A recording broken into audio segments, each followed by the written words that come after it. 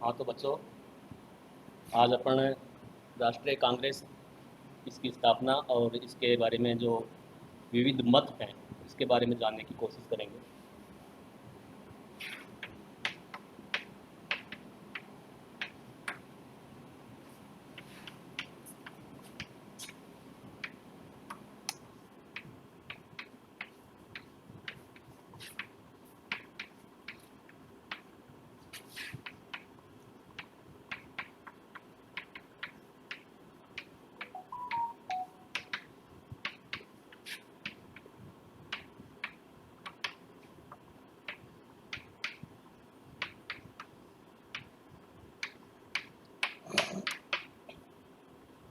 हाँ तो जैसे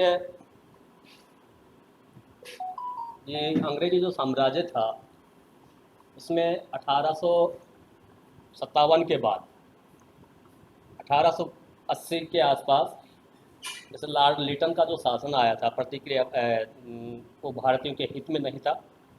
और उसके बाद में रिपन के कार्यकाल में एक इल्बर्ट बिल विधेयक विवाद उत्पन्न हुआ था। उसके कारण भारतीयों में असंतोष ज़्यादा फैल गया था अंग्रेजी साम्राज्य के प्रति।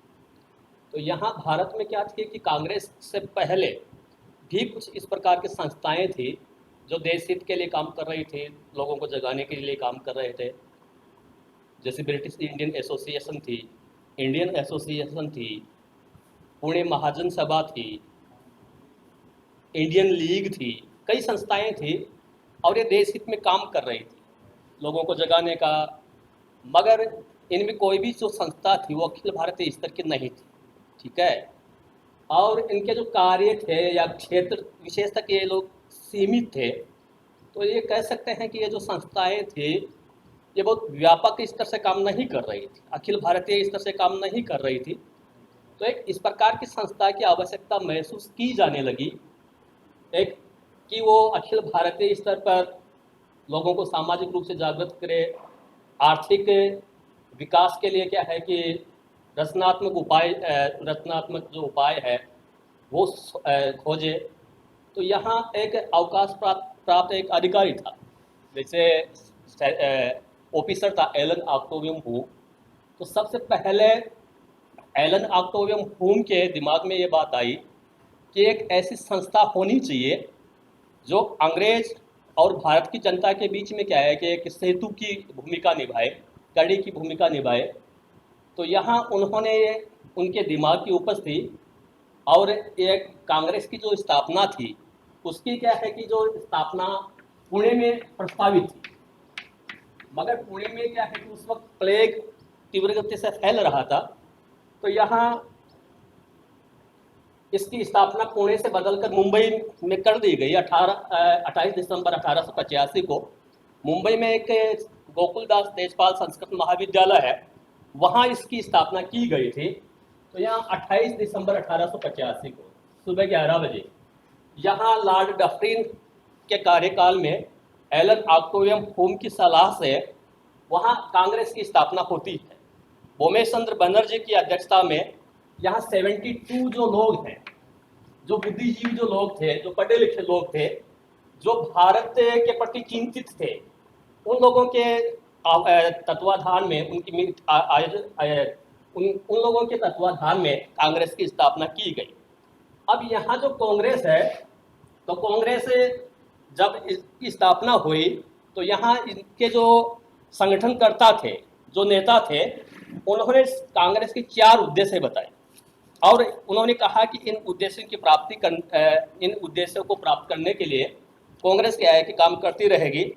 तो सबसे पहला उद्देश्य उन्होंने बताया, साम्राज्य के विभिन्न भागों में देश हित के लिए लगन से कार्य करने वाले व्यक्तियों के बीच घनिष्ठता और मित्रता के संबंध स्थापित करना।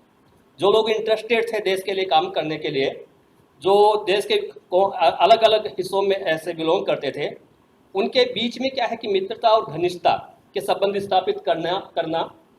दूसरा था इसका, समस्त देशवासियों में वंश, धर्म और प्रांत संबंधित दूषित संस्कारों को मिटाकर राष्ट्रीय ऐक्य की भावनाओं का पोषण करना। इसका मतलब है कि वंश, धर्म, क्षेत्र के रूप में जो बटे हुए जो लोग थे उनमें इस प्रकार के विचारों को निकालकर वहाँ राष्ट्र एक का जो दृष्टिकोण है वो विकसित करना चाहते थे। तीसरा है महत्वपूर्ण व आवश्यक सामाजिक प्रश्नों पर भारत में शिक्षित लोगों में अच्छी तरह चर्चा होने के बाद परिपक्व समितियों का संग्रहण करना, यानी जो सामाजिक और जो मुद्दे थे उनके बीच में क्या उनके लिए उनके समाधान के लिए समस्त जो बुद्धिजीवी जो लोग हैं उनके बीच में विचार विमर्श करना, चर्चा करना, परिचर्चा करना और उसके बाद में जो निष्कर्ष निकल कर आते हैं उनको एक जगह रखना ताकि समस्याओं का समाधान किया जा सके। उसके बाद में चौथा हम लोगों ने बताया कि उन तरीकों और दिशाओं का निर्णय करना जिनके द्वारा भारत में राजनीतिक देश हित के लिए काम करना। तो ये चार जो लक्ष्य थे और इसकी प्राप्ति करने के इन लक्ष्यों को प्राप्त करने के लिए कांग्रेस की स्थापना हुई। अब ये तो सही है कि यहाँ 1885 में कांग्रेस की स्थापना हुई, मगर शुरू से ही कांग्रेस के संदर्भ में एक अभयद्वीप की अवधारणा से संबंधित एक विवाद उत्पन्न हुआ। जो क्रांतिकारी जो लोग थे जिसमें तिलक था, लाला लाजपत राय थे, विपिन चंद्र पाल थे और भी कई लोग थे, तो उन्होंने इस कांग्रेस की क्या है कि जो भिक्षावृत्ति की जो नीति थी इसकी आलोचना की। चूंकि शुरुआती जो कांग्रेस के नेता थे उदारवादी थे, वे ब्रिटिश साम्राज्य को भारत के लिए क्या है कि वरदान मानते थे, शासन को भारत के लिए वरदान मानते थे और वो क्या है कि अंग्रेजों के शासन में आस्था रखते थे। दादा भाई नेहरू जी थे, रानाडे थे और भी कई लोग थे, गोपाल कृष्ण गोखले थे। तो यहाँ एक वर्ग इस प्रकार को उभर कर सामने आया जिन्होंने कहा कि साहब कांग्रेस की स्थापना अंग्रेजों ने एक सोची समझी नीति के तहत की थी, ये ब्रिटिश साम्राज्य को बचाने के रूप में की गई, क्योंकि इनका मत था कि 1857 के गदर को, क्रांति को जिस प्रकार से इन लोगों ने दबाया, अमानवीय तरीकों से इसमें दबाया, तो यहाँ भारत का जो युवा वर्ग था वो क्या है कि असंतोष, उनका जो असंतोष था वो चरम पर पहुंच गया था और हो सकता है कभी भी वो लोग बगावत कर सकते थे, ऐसा इनका मानना था।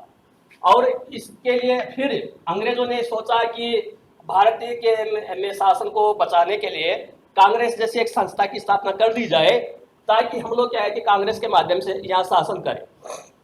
तो यहाँ उग्रवादियों के द्वारा ये कहा गया कि कांग्रेस क्या है कि अंग्रेजी साम्राज्य को बचाने के लिए काम कर रही थी, इसलिए क्या है कि वो कहते थे कि कांग्रेस की जो स्थापना से संबंधित जो धारणा थी, उन्होंने कहा कि कांग्रेस एक अभयद्वीप की अवधारणा के रूप में है। मगर यहाँ उसके बाद में अगर हम देखें कि ये कांग्रेस राष्ट्रीय संस्था के रूप में उभर कर सामने आती है, 1885 से लेकर 1947 तक का इतिहास हम देखें, हिस्ट्री अगर हम इनकी देखें तो निश्चित रूप से कहा जा सकता है कि कांग्रेस एक अखिल भारतीय स्तर की संस्था थी और जो भी टॉप लेवल के जो पॉलिटिशियन आए, राजनीति के ऊपर कर सामने आए, स्वतंत्रता सेनानी आए, वो सभी क्या है कि कांग्रेस के नाम की संस्था से ही निकले थे। भले गांधी जी हो, भले नेहरू जी हो, भले सुभाष चंद्र बोस हो, भले तिलक हो, भले गोखले हो, भले रानाडे हो, भले फिरोजा मेहता हो, भूपेश चंद्र बनर्जी हो या और कोई हो, तो वहां क्या है कि कांग्रेस एक राष्ट्रीय संस्था के रूप में उभर चुकी थी। शुरू में जो अंग्रेज जो थे वो कांग्रेस के प्रति दृष्टिकोण रखते थे। 1887 तक आते आते 1887 तक अंग्रेज क्या है कि कांग्रेस का सहयोग करते थे, कांग्रेस के प्रति विश्वास रखते थे। मगर जल्दी ही इस कांग्रेस ने क्या है कि इस प्रकार की मांगे मानना शुरू कर दिया जो अंग्रेजों के लिए क्या है कि बहुत अच्छी बात नहीं थी। तो यह 1888 तक आते आते अंग्रेजों ने क्या है कि इस प्रकार का दबाव लगाना शुरू कर दिया कि कांग्रेस को क्या है कि अपनी मीटिंग करने के लिए स्थान ना मिले। ठीक है, तो वहां अंग्रेज शुरू में इसके सहयोगी थे, मगर बाद में क्या है कि इसके विरोधी बन गए। और लॉर्ड जो कर्जन का जो शासन आया, जिसके समय बंगाल का विभाजन हुआ, यहाँ कर्जन ने तो बाकायदा भारत के का जो धनाढ्य वर्ग था, वीआईपी वर्ग था और नौकरी पेशा जो लोग थे, उनसे अपील की कि कांग्रेस से आप दूरी बना के रखिए। और वो नहीं चाहते थे कि कांग्रेस का प्रभाव फैले और ये क्या है कि स्वराज्य संबंधी मांगे करे। तो यानी कहने का मतलब था कि शुरू में अंग्रेज कांग्रेस के समर्थक थे, मगर कालांतर में वे विरोधी बन गए। और एक समय आता है कि वो लोग ये कहते हैं कि कांग्रेस के ऊपर को बैन कर देना चाहिए। तो यानी निष्कर्ष के रूप में कहा जा सकता है कि शुरू में पहला जो अधिवेशन था उसमें 72 लोग आए थे। चौथे अधिवेशन तक आते आते इसमें लगभग 1300 के आसपास लोग शामिल हुए थे। तो ये 72 लोगों से 4 साल के छोटे से अल्पकालिक समय में लगभग 1200-1300 लोग इसमें शामिल होते हैं। तो इसका आप लोकप्रियता का अंदाज लगा सकते हैं। तो यानी कुछ लोगों का मानना है कि अभय द्वीप की अवधारणा के रूप में कांग्रेस की स्थापना की गई थी, सही नहीं है। कांग्रेस के जो संस्थापक सदस्य थे वे भारतीय थे और भारतीय दुर्दशा पे वे रोते थे। तो वो एक इस प्रकार की संस्था के माध्यम से धीरे धीरे क्या है कि स्वराज्य की तरफ बढ़ रहे थे। और निश्चित रूप से 1885 में जो कांग्रेस की स्थापना होती है, इसी कांग्रेस के नेतृत्व में 1947 में भारत को क्या है कि आजादी नसीब होती है। थोड़ा सा इंट्रोडक्शन था कांग्रेस के बारे में, और इसके बाद में हम कल आपको उदारवादी जो दृष्टिकोण है वो बढ़ाएंगे। धन्यवाद।